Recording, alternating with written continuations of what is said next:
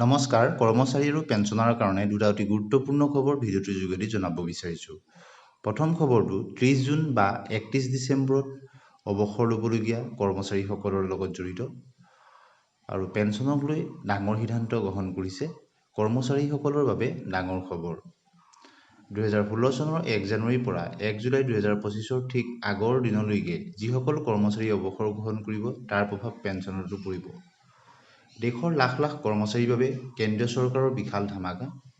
নতুন নিয়মৰ অধীনত বেতন বৃদ্ধি পূৰ্বে ঠিক 30 জুন অথবা 31 ডিচেম্বৰৰ পূৰ্বে যিসকল কৰ্মচাৰী অৱসৰ গ্ৰহণ কৰিব তেওঁলোকে এই সুবিধা লাভ কৰিব।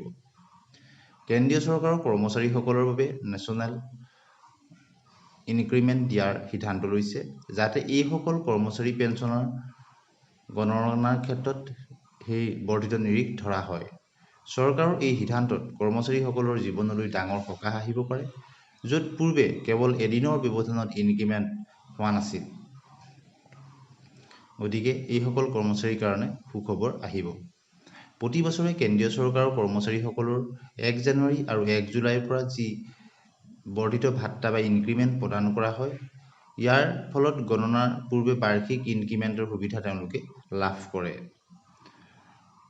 গতিকে 30 জুন আৰু 31 ডিচেম্বৰত অৱসৰ গ্ৰহণ কৰাসকলে এই সুবিধা লাভ নকৰে।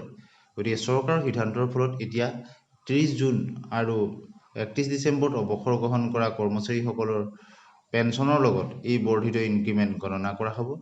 ইয়াৰ ফলত তেওঁলোক যথেষ্ট উপকৃত হ'ব। 2006 চনৰ পৰা চৰকাৰে প্ৰতি বছৰে 1 জুলাইৰ পৰা এক সামান্য বেতন বৃদ্ধিৰ তাৰিখ নিৰ্ধাৰিত কৰে আৰু 2016 চনৰ 1 জানুৱাৰীৰ পৰা 1 জুলাই 2025 ঠিক আগৰ দিনলৈকে যিসকল কৰ্মচাৰী অৱসৰ গ্ৰহণ কৰিব তাৰ প্ৰভাৱ পেঞ্চনতো পৰিব এই নতুন নিয়ম অনুসৰি। গতিকে কেন্দ্ৰীয় চৰকাৰৰ কৰ্মচাৰীসকলৰ ক্ষেত্ৰত সুখবৰ আহিল। 2017 চনৰ মাদ্ৰাজ উচ্চ ন্যায়ালয়ৰ শুনানিত জানিব পৰা গৈছে যে কৰ্মচাৰীসকলে অৱসৰ ল'লেহে ৰাষ্ট্ৰীয় মজুৰি বৃদ্ধিৰ সুবিধা লাভ কৰিব পাৰে। গতিকে 17 চনৰ এটা মাদ্ৰাজ উচ্চ ন্যায়ালয়ৰ শুনানি আছে, শেহতীয়াকৈ উচ্চতম ন্যায়ালয়ৰ ফালৰ পৰা এটা ৰায়দান আহিছে।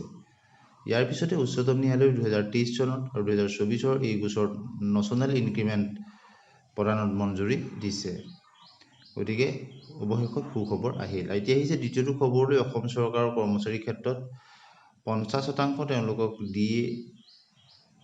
তেওঁলোকৰ ইচ্ছাৰে দিয়াৰ কথা সিদ্ধান্ত গ্ৰহণ কৰিছে। কোনসকল কৰ্মচাৰীয়ে লাভ কৰিব সবিশেষ আপোনালোকক জনাব বিচাৰিছোঁ। কিছুদিনৰ আগতে কেবিনেটতো এই সিদ্ধান্ত গ্ৰহণ কৰা হৈছিলে। The government of Assam is pleased to notify 50% of admissible house rent allowance HRA to casual. কোনসকল কৰ্মচাৰী পাব? Casual master roll employees who have been approve 2003-10-2019 চনৰ এখন অফিচ মেমৰেণ্ডাম আছে বা নটিফিকেশ্যন মতে যিসকলক মাষ্টাৰ ৰোল কৰ্মচাৰী তেওঁলোকক বা কেজুৱেল কৰ্মচাৰী তেওঁলোকক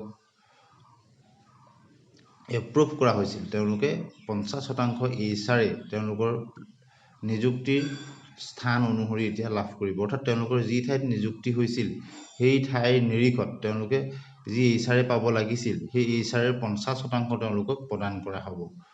গতিকে অৱশেষত মাষ্টাৰ ৰোল ৱৰ্কৰ্ছ কৰ্মচাৰীৰ কাৰণেও অসম চৰকাৰে সুখবৰ দিলে আৰু তেওঁলোকে বৰ্ধিত হাৰত এতিয়া দৰমহা তেওঁলোকে লাভ কৰিব, য'ত তেওঁলোকৰ 50% HRA গণনা কৰা হ'ব।